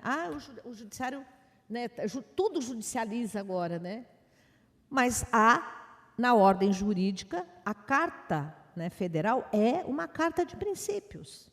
As normas internacionais, ela não fala é proibido fumar sob pena de multa. Ela não traz uma conduta e uma sanção, ela traz princípios. Olha, você deve cumprir tal princípio. Deve proteger a dignidade da pessoa humana.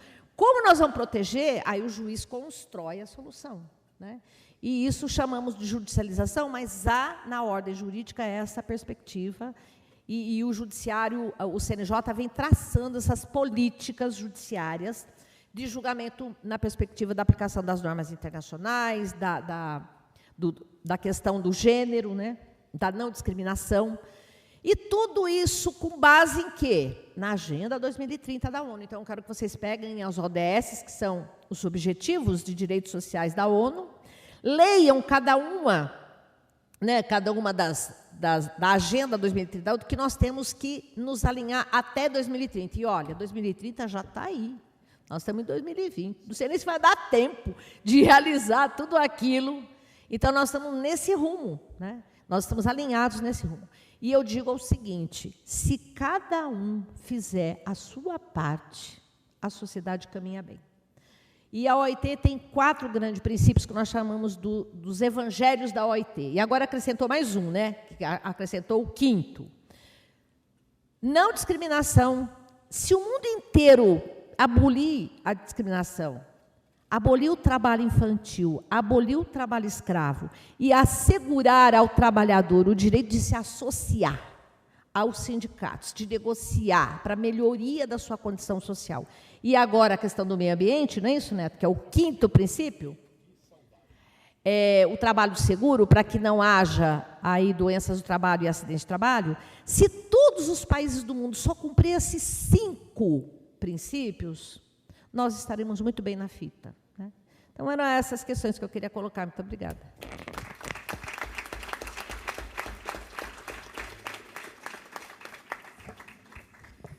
Muito obrigada pela resposta, desembargadora, e o Centro Acadêmico agradece os elogios. Agora nós vamos abrir para 2 perguntas dos estudantes que estão aqui presentes. Alguém gostaria de fazer alguma pergunta? Pode levantar a mão.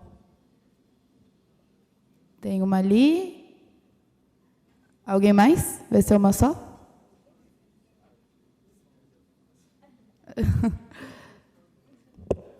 Tá dando para ouvir? Não, tá bom. Então tá bom, vai ser uma pergunta só, então eu vou... Daí você pega o microfone e dá para ele? Aquele ali, ó.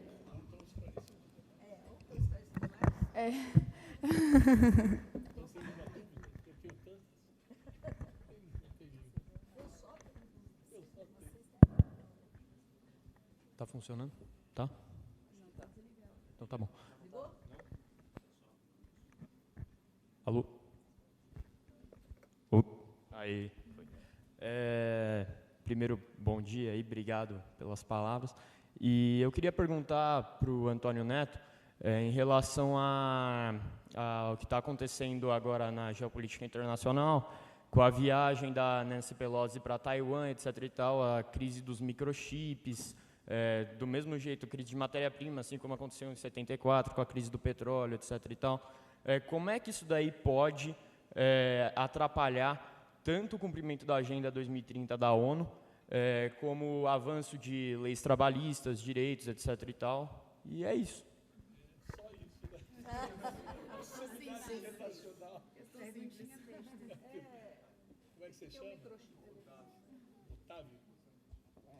Otávio, boa pergunta, de difícil resposta, porque alguns veem na visita da presidente da Câmara dos Deputados dos Estados Unidos lá como uma provocação, e foi, porque está aquela luta pela independência ou não independência. Agora, a crise dos chips, microchips, ela está assim, especialmente para o Brasil, por falta de você fazer no Brasil essas coisas. O Brasil parece que de uns tempos para cá está tentando voltar a ser o que era antes de 30, se tornar meramente exportador de produtos primários, né? Então, a gente brinca, você exporta toneladas de grãos e importa canoas de computador, né?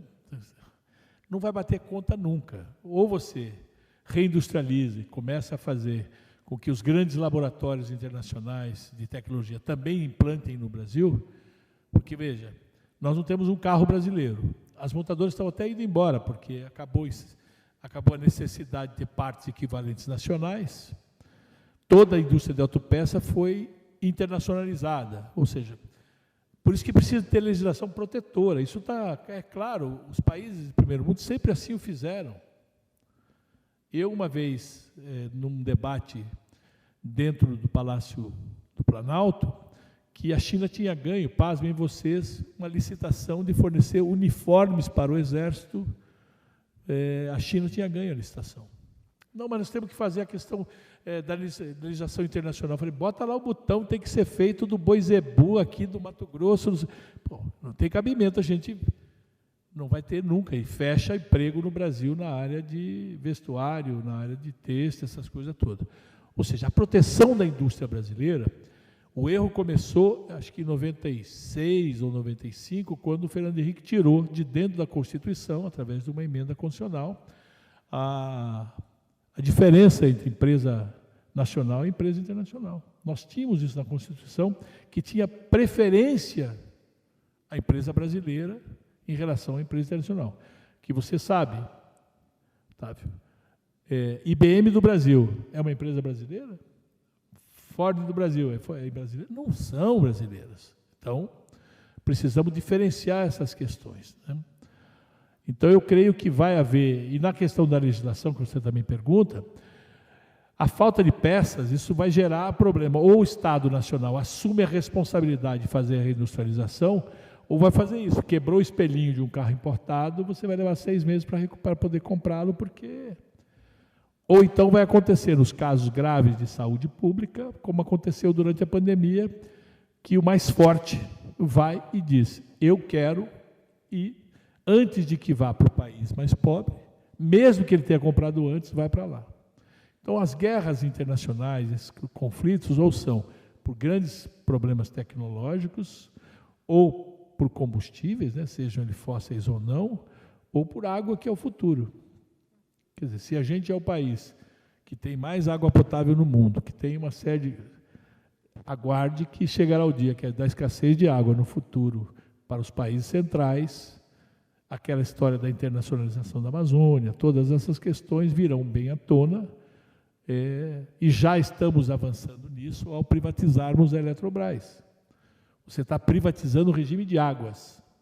Se você olhar a Folha de São Paulo de hoje, andaram fechando uma geradora de energia, né, uma barragem, e ficou sem água toda a sequência do jogo. E para que serve a água? Porque quando o engenheiro olha uma barragem, ele vê quilowatt. Quando você e eu possamos olhar a barragem, a gente vai ver água, seja para consumo humano, seja para plantio, seja para consumo animal. Esta visão, ao você entregar o regime das águas para uma empresa multinacional, de um fundo de pensão, inclusive chinês, você vai lá discutir com ele que ele tem que soltar um pouco mais de água para poder alimentar o gado, irrigar a plantação ou gerar água para consumo humano. Qual é o objetivo dele? Lucro. Então, eu acho que é isso aí. E essas provocações são próprias do Império, viu? Vide o que está acontecendo na Ucrânia.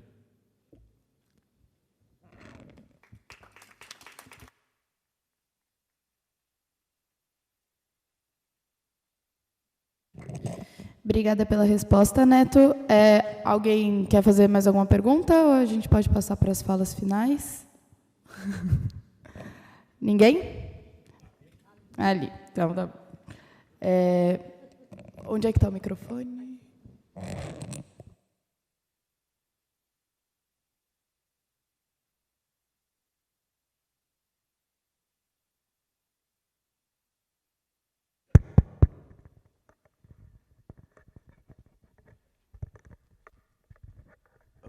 Bom dia a todos.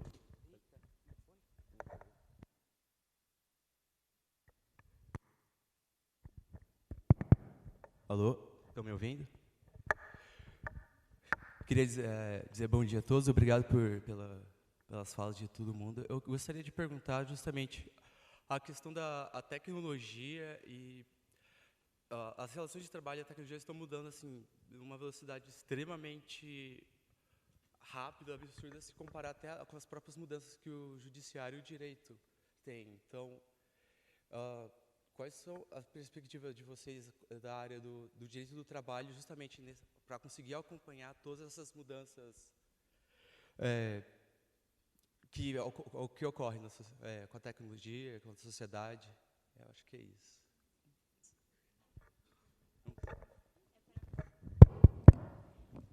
Mas deu para ouvir? Deu.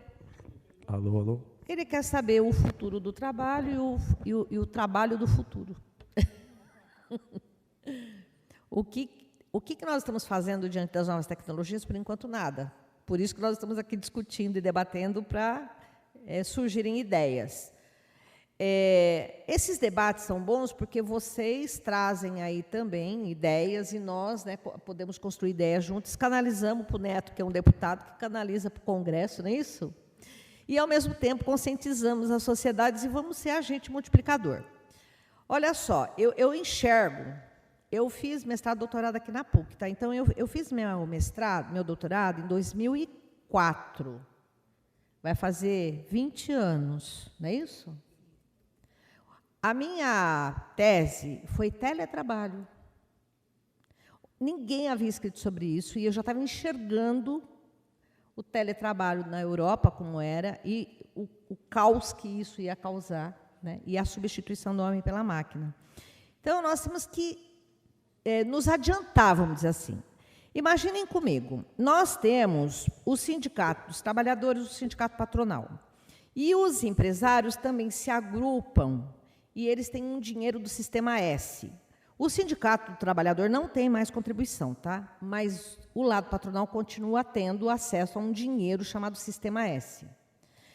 E eles canalizam para o SESI, SENAI, SEBRAE, SENAT, que são serviços Nacional da Indústria, Serviço Nacional do Comércio, e lá eles qualificam os trabalhadores para que eles utilizem essa mão de obra. Eu pergunto, por que não foi criado até agora, Neto, um SENAT, que é um Serviço Nacional de Tecnologia? Fala para mim. Para qualificar e qualificar os nossos trabalhadores, dar a eles faculdade, né, de, sei lá o quê, de novas tecnologias, de TI e tudo mais, para que, já que você me disse que o desemprego, a falta da mão de obra de 700 mil ou milhões de pessoas, né, que vão faltar no nosso mercado e nós vamos ter que trazer o quê? De fora? E deixamos o nosso trabalhador desqualificado? Então, já passou da hora, entendeu, de criar um Serviço Nacional da Tecnologia. Por que nós ficamos na mão da Uber, que é uma empresa internacional, que não paga imposto e ainda tudo que ela recebe vai embora, o dinheiro não fica aqui? Por que nós não criamos uma Uber brasileira? Por que o sindicato não cria uma plataforma para os trabalhadores trabalharem, que ele é um sindicato das novas tecnologias? Por que nós não fomentamos a criação de cooperativas e propiciamos a eles acesso à nova tecnologia com software aplicativo para que os próprios trabalhadores, através de uma cooperativa, criem a sua 99, a sua Uber e autorregulamentem os seus próprios interesses e trabalhem e ganhem o seu dinheiro? Isso vai fomentar. E por que nós não cuidamos da empresa brasileira? Então, tudo isso, tudo que foi desmontado, tem que reagrupar e remontar. Agora, à luz das novas tecnologias. Há que haver uma mobilização, não é só do Congresso, não é só do Executivo, não é só do Judiciário, essa mobilização é social mesmo. E vocês é que são os agentes transformadores da sociedade, porque vocês estão vindo. E nessa nova era, né? Eu já estou indo, eu já estou com 70 anos, daqui a pouco eu estou fora do mercado, né? E eu ainda com essa idade, eu tenho que correr atrás para saber o que é software aplicativo, como é que... Eu estou estudando agora, eu estou até me matriculando na engenharia de tecnologia, para poder entender, porque às vezes eu fico lá louca com o computador que eu não consigo, né, fazer meus votos, a questão da inteligência artificial. E quando eu vou julgar uma prova digital, que vocês fazem um print do WhatsApp e juntam no processo lá para mim, eu tenho que saber se aquela prova é válida, como é que eu vou buscar o metadado para saber se aquele print teve ou não alteração. E eu tenho que saber qual é o hash, qual é o tipo de metadado, se aquele print veio, né, com um formato e passou para outra, uma fotografia, se ela é original, se ela passou para outras pessoas, se ela foi compartilhada, porque uma fotografia, você tem vários tipos de metadados. Uma fotografia, por exemplo, ela pode ser formada com um monte de pontinhos. Se eu passo para ela num outro tipo de celular, aí vira um monte de bolinha. E se eu passo para o neto, vira um monte de risquinho. E quando eu faço esse movimento ao contrário, eu consigo ver que ela tem um monte de bolinha, risquinho. Eu sei quantas vezes ela foi compartilhada, e para saber se houve um Photoshop, se é adequada ou não aquela prova.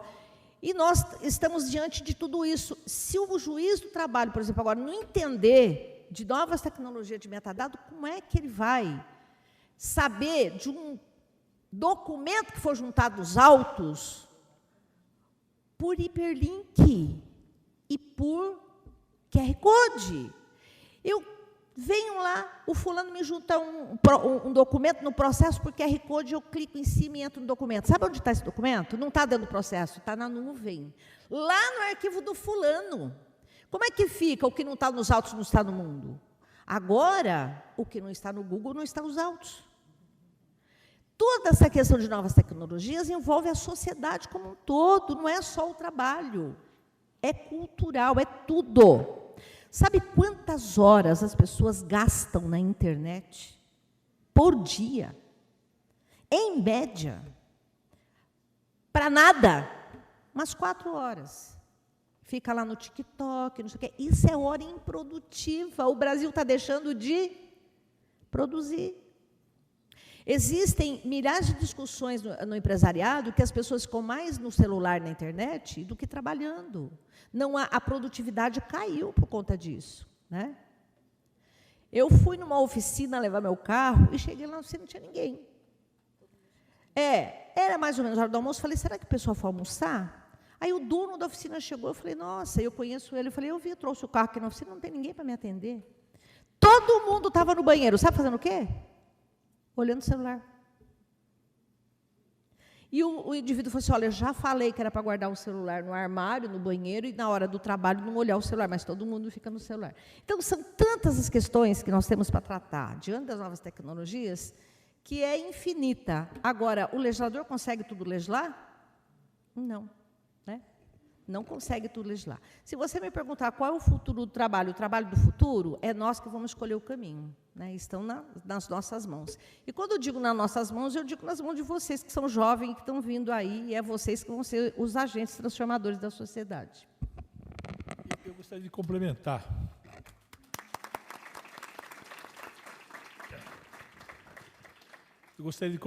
Porque no passado, quando a gente falava do avanço da tecnologia, a gente pensava, por exemplo, que robótica, essas coisas todas, poderiam ser utilizadas para substituir os trabalhos penosos. Eu penso em mina de carvão, por exemplo. Eu achava que era absurdo pessoas ficarem engolindo todo aquele carvão, e que robô seria interessante para fazer aquela escavação, seja mina de carvão, mina de cobre, e uma série de trabalhos poderiam ser feitos.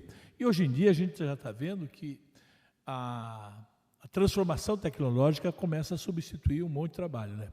Isto aqui, daqui a pouco, é raridade, né? Você ter isto aqui fisicamente. Isso aqui, o primeiro computador que eu trabalhei, para vocês terem ideia, tinha 16K. E esse computador de 16K fez o primeiro vestibular informatizado do Mackenzie, com 120 programas. Hoje, isso tem alguns gigas. Então, toda essa transformação, ela teria que vir em benefício da sociedade. Agora, os caras começam a anunciar assim, olha, daqui a pouco vai ter carro autônomo, ônibus autônomo, caminhão autônomo. Para um pouquinho, essas coisas não são tão rápidas assim, até porque, se você pegar o Waze, né, de repente ele te mete no meio de uma comunidade, que ele escolhe o caminho mais rápido, ou o caminho está complicado aqui, ele te leva para cá, e aí você é assaltado no meio de uma comunidade, perdido, o Waze se perde, comunicação é fundamental.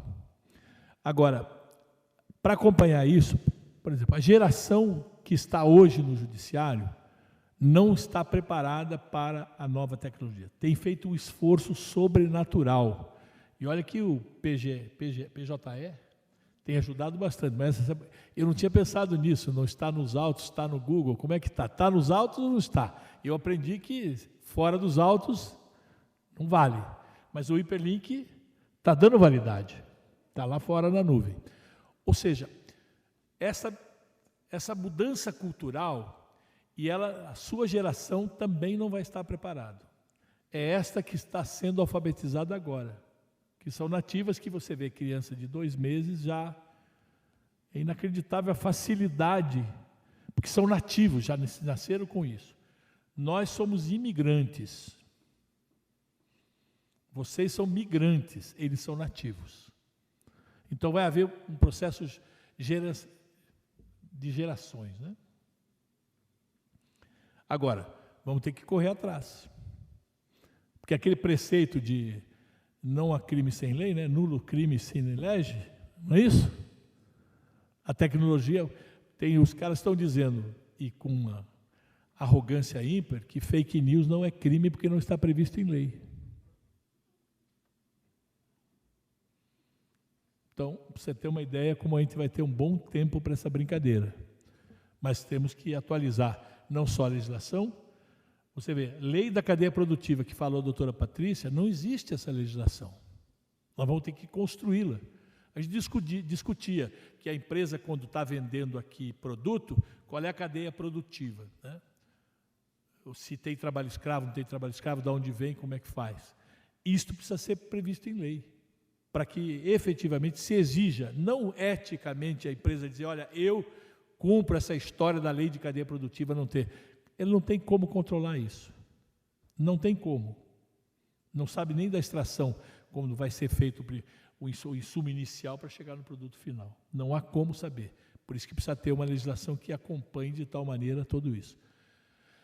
Eu creio que Lacordaire foi o cara que melhor definiu as coisas para mim na história, né? Entre o rico e o pobre, o fraco e o forte, o patrão e o empregado. É a lei que liberta e a liberdade que escraviza. Precisa ter lei.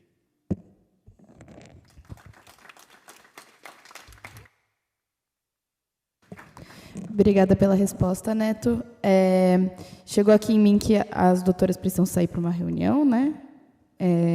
Mas eu ia perguntar se daria tempo da gente passar para as palavras finais e cada um fazer uma fala, só para não invadir o tempo das convidadas.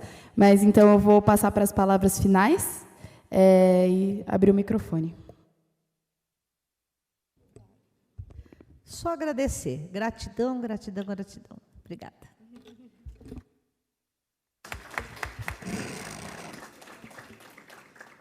Eu também quero agradecer, primeiramente, a Deus por essa oportunidade, agradecer por fazer parte de uma mesa tão seleta, agradecer ao Centro Acadêmico, agradecer à PUC, que é uma universidade que tem feito a diferença no campo social. Grandes estudiosos, grandes teses, grandes ideias saíram daqui. Tenho certeza que vocês, que são jovens, o Centro Acadêmico dando todo esse apoio, e estamos abertos lá na Justiça do Trabalho para receber alunos, visitas, e muito obrigada aí pela oportunidade, e espero poder contribuir em outras ocasiões a convite aí de vocês. Muito obrigada.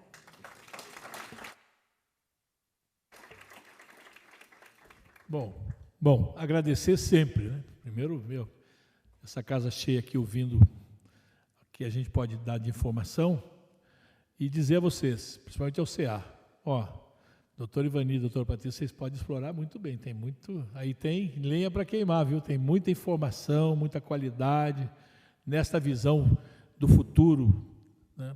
Tem experiência e tem prática, ou seja, legisla, quando faz votos, quando dá sentenças, eu creio que possam ser bastante utilizados. Nós, do Movimento Sindical, temos colhido muita informação vindo deles, então vocês, como alunos, estão se preparando para se tornarem advogados, vale a pena conhecer, principalmente.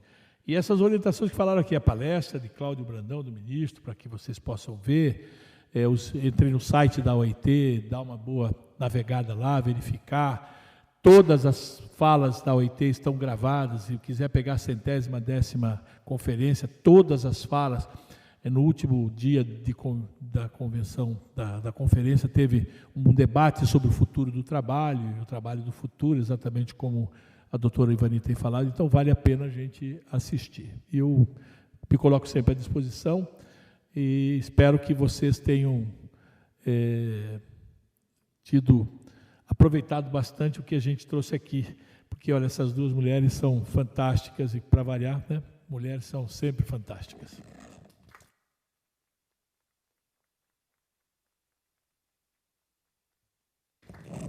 Obrigada, doutora Ivani, doutora Patrícia, candidato Antônio Neto. O Centro Acadêmico agradece muito a presença ilustre de vocês, foi muito proveitoso. Agora, eu só vou dar alguns recados finais. A gente vai fazer o sorteio dos VADs, se os convidados quiserem ir se movimentando, fiquem à vontade, se precisarem ir para algum outro compromisso. O sorteio dos VADs, eles vão ser feitos conforme os nomes que vão estar na lista. Para o seu nome entrar na lista, tem que responder o formulário de horas complementares e de avaliação da palestra, e é só escanear o QR Code naquela mesa ali, à minha esquerda. Mas aí escaneiem e fiquem aqui para o sorteio dos VADs, tá? Por favor. E também tem termo de associação, hein? Se associa ao Centro Acadêmico, pelo amor de Deus. Obrigada.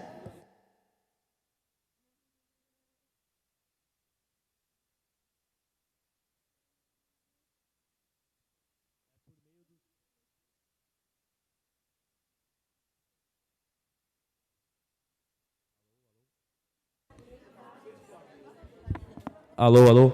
Gente, por meio dos termos de associação, a gente consegue fazer esses eventos. Então, eu espero que todos entrem e se associem, está na mesa com documentos.